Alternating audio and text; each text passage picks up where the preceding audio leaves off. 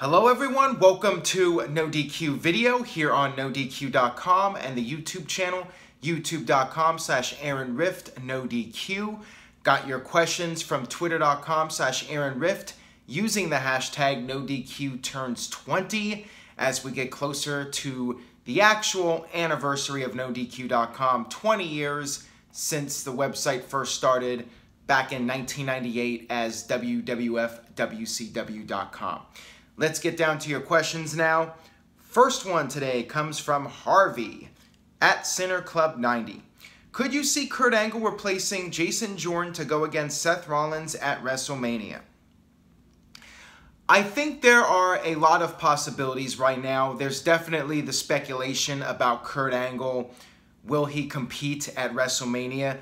You would think he would, since he was part of the TLC pay-per-view and Survivor Series. You would think that since WWE cleared him, Kurt Angle will in fact have a match at WrestleMania. There really hasn't been much teasing of a Kurt Angle match for WrestleMania, so I'm curious to see who will end up being his opponent. There's a few possibilities.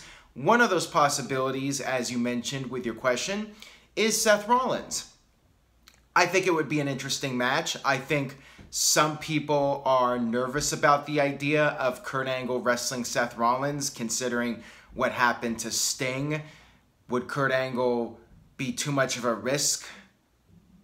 Would he get hurt in a match with Seth Rollins? That is something that I think people would definitely need to think about, putting Kurt Angle in there with somebody like Seth Rollins. Could Kurt Angle keep up? I mean, no doubt the Kurt Angle of 10 years ago would have a match of the year candidate with Seth Rollins. But Kurt Angle, he's a lot older now, and those two matches we've seen from him, TLC and Survivor Series, he really didn't do a whole lot. So could he go out there in a one-on-one match and be the Kurt Angle of old? Could he keep up physically with Seth Rollins? That's the big question.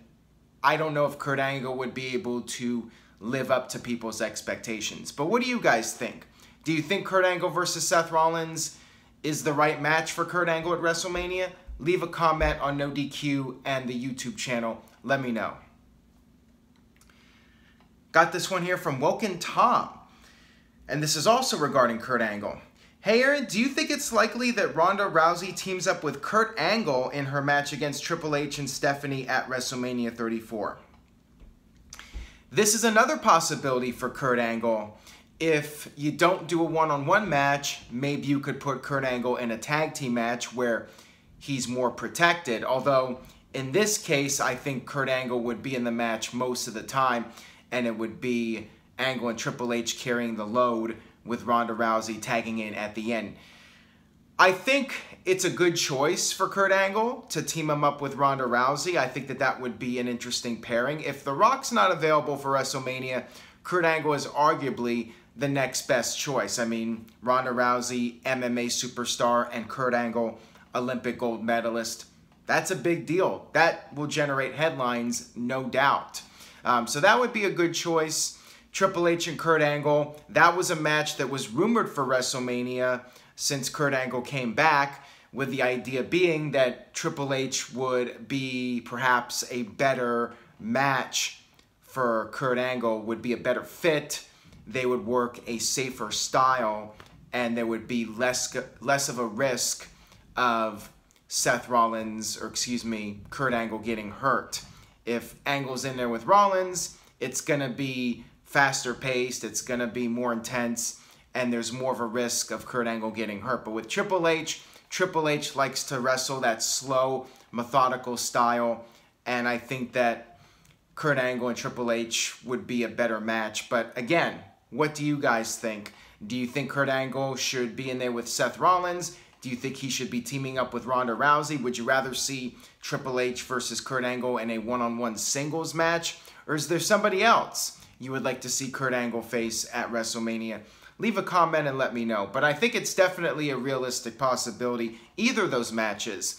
Seth Rollins obviously needs an opponent for WrestleMania, and if Ronda Rousey is going to have a tag team partner at WrestleMania and The Rock's not available, Kurt Angle is a good choice. Got this one here from Calvin. Hey Aaron, what about a double heel turn with Jason Jordan and Kurt Angle? I think both characters could need it. Your thoughts? Before I answer that question, let me take a sip of my NoDQ lotion. Ah, very good lotion. Now, to answer your question, I think you can wait on thinking up of ideas for Jason Jordan and Seth Rollins. Now that Jordan had his neck surgery, he's going to be out of action for a while. When he comes back, who knows if WWE will even continue that storyline. They may put Jason Jordan in an entirely different storyline. He might end up going to SmackDown in a superstar shakeup. There's a lot of possibilities for what WWE could do with Jason Jordan once he returns from injury. The idea, let's just say WWE decided to continue the storyline when Jordan returns. Turning both of them, while I do like the idea of Seth Rollins going back to being a heel again, I'm not sure that that's really the optimal outcome for that storyline. WWE has been building up Jason Jordan and Seth Rollins for several months, and I feel like having them work together would really just erase everything that WWE worked on with that storyline. I think at some point you need to do Jason Jordan and Kurt Angle. Hopefully Jordan will be back sooner than later and WWE can continue the storyline. The thing is, if Jordan's gone for a long time, all the momentum from the storyline will be gone. So either way, whether Jordan does come back right away or he comes back later, I think if WWE is going to continue having Jordan and Rollins in a storyline, I think it's better for them to feud rather than be partners. Got this one here from Deplorable Hamp. What are your thoughts on the Booker T. Corey Graves situation? So I did talk about this a little bit on NoDQ Live, but I will give some additional thoughts on it. If it's a work, if it's a publicity stunt by Booker T to get more people watching his podcast, I think it was dumb. I think it makes Booker T look bad. And if it's a storyline, a work, whatever, it should be leading to something. We're not going to get a Booker T versus Corey Graves match in WWE. That's not happening.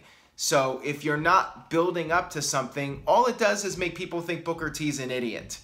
And I don't know if that's the reputation I want. I'm not going to do a work where I'm making myself look bad and there's no payoff in the end where I end up looking like a good guy or coming off in a positive light. So I don't understand what Booker T's trying to accomplish if this is a work. And if it's not a work, then yeah, Booker T's an idiot. I mean, there's really nothing else to say about it. I think, Booker T got removed from the Raw broadcast team because Jonathan Coachman was available. WWE hired him, and Coachman got Booker T's spot. It's just the way it is. Booker T was originally taking David Otunga's spot, and Booker T wasn't meant to be there long term. So for Booker T to blame it on Corey Graves, whether it's a shoot or a work, just doesn't really make sense. That's just my take on the situation. Got this one here from Dusty Hansen. Is Neville still under contract? Could he be coming back, or could we be seeing him on the indie scene? He is, in fact, still under contract. WWE is not going to release him, so he's basically sitting out his contract. Unless him and WWE come to terms and he returns, he's just going to be off television until his contract expires. And at that point, whenever that is, Neville will most likely be back on the indie scene and will maybe go to New Japan. I could see that as a possibility. Neville going to New Japan, doing Ring of Honor. There's a lot of options for Neville past WWE. Other wrestlers like Cody Rhodes are doing well. Neville could always join the Bullet Club. There's a lot of things he can do, and he can make some money off of his name. And I think that the indie fans will really get behind him. He's going to be popular with the indie fans because he walked out on WWE. He stood up to the corporate machine. He's going to have that following, the fans that support him for standing up for himself and walking out on the company and not being pushed around. So he's gonna have that fan base. He's going to do very well for himself on the indies. There's also Impact Wrestling. He might go there if the money's right, if they're looking to hire another former WWE guy and make him world champion. Maybe we'll get Austin Aries versus Neville at Bound for Glory. They go from the WrestleMania pre-show to Bound for Glory. Anything's possible with Neville, but yes, if he doesn't return to WWE, I definitely think we'll see him on the indies. There's just a lot of money for him to make on the indies. He's going to be a hot commodity once his WWE contract is up. Even if it's not for a while, I still think he'll be doing really well on the indies. But the idea is WWE is just not going to use him, and they don't want to invest in his character and make him any hotter than he is. This one comes from Kyle Allen. Do you think that Vince is getting complacent and believes that no one can compete with him in the wrestling world? He hasn't been getting complacent. He's been that way. WWE is the big game in the United States, and it's been that way since WCW shut down. WWE has dominated the marketplace, and WWE has control. They have control of the United States market, and it's been that way for the better part of 17 years. And people have been asking that question for 17 years. A lot of people feel that Vince got complacent ever since WCW went out of business because WCW was the competition. TNA has never really been competition. TNA attempted it by going on Monday nights, and that failed miserably. Ring of Honor hasn't really been on the radar. Ring of Honor is almost like a developmental league for WWE. Ring of Honor stars often get recruited to WWE. PWG is the same thing, and PWG's never really been competition. It's just they've been running in Reseda, California, in a small building. And then you have your other small promotions out there, but nobody has really been able to make an impact in the United States marketplace. New Japan is starting to get into the U.S. with their shows. They got the Long Beach show, which sold really well, almost 5,000 tickets. Ring of Honor has an event WrestleMania weekend that's selling almost 5,000 tickets. I'm assuming the All In event that Cody and the Young Bucks are putting together, that's going to draw a big crowd. So indie promotions can succeed, but they're not even close. Unless a promotion is on national television and can actually compete against WWE, and WWE has to fight for viewers, fight for the money, Vince is going to be complacent. He's been that way, and he will continue to be that way. He's just going to do what he wants to do with his product and what he thinks is best, and that's just the way it's going to be. This one comes from Professor X. What do you think about Nia Jax beating Asuka at Elimination Chamber and then facing Alexa Bliss at WrestleMania, then Asuka choosing to face Charlotte at WrestleMania? I think that's a really interesting scenario, and it very well could end up playing out like that. I found it strange that WWE would announce Nia Jax versus Asuka instead of putting Nia Jax in the Elimination Chamber. I don't think Asuka should be losing to Nia Jax. That's just how I see it, but the way this is building up, I mean, the rumor right now is that it's going to be Alexa Bliss versus Nia Jax at WrestleMania, and then Charlotte versus Asuka at WrestleMania, and those will be the two women's title matches. Asuka and Charlotte makes a lot of sense, and Nia Jax versus Alexa Bliss also makes sense because of the whole storyline between the two of them over the past several months. I mean, they did have Enzo involved. Enzo got fired, but still, that storyline has been brewing for the past several months. That has the most build-up and the most storyline behind it. So I could see that definitely playing out. Now, what could happen is Asuka loses to Nia Jax, and Nia Jax beats the streak, which I think might be a controversial decision. I'm not sure how people would feel about that. And Nia Jax gets inserted into the title match at WrestleMania. So on one hand, it would work out because Nia Jax would be a strong challenger. Alexa Bliss could retain her title in the Elimination Chamber, and that would be a strong women's match. Asuka could then say, you know what? I don't want to do a triple threat match. I'm going to face Charlotte in a one-on-one match at WrestleMania. WWE could very well go down that route, but I think it will be controversial. I'm not sure how people feel about Asuka losing to Nia Jax. Again, what do you guys think? Leave a comment and let me know. All right, the next question comes from They See Me Rollins. Is Jinder Mahal's push officially dead? A few months ago, he was rumored to be facing freaking John Cena at WrestleMania. Now we wonder if he's even going to be in the Andre Memorial Battle Royal in the pre-show again. It's pretty much done. WWE did their experiment with Jinder Mahal and tried to have him be the representative for the Indian fans. But let's face it, the numbers for the Indian house shows that WWE did recently were not what WWE was hoping for. WWE was not moving numbers like they were hoping. And there's no Jinder Mahal hotel in India.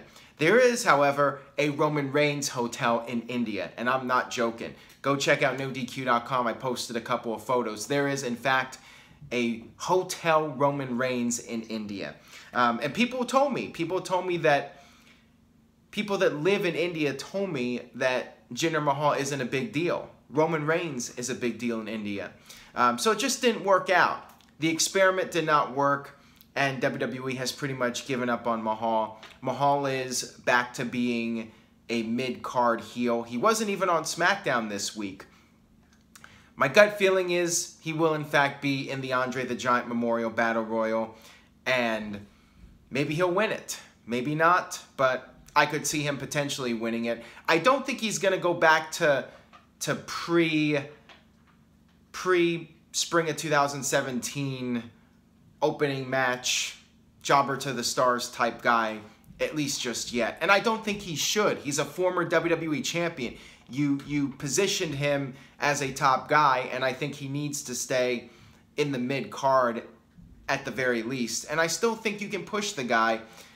I just don't think he should be WWE champion. I think that was a mistake from the get-go. WWE just completely botched that. Maybe if they had done what I said they should have done, you know, pushing the guy right when he returned to the company in 2016, right out of the gate, made him a big deal, maybe fans in India would have taken him more seriously. But, you know, WWE made their mistake. They were very lazy about it, and it didn't work out for them. This one comes from Future Shocker.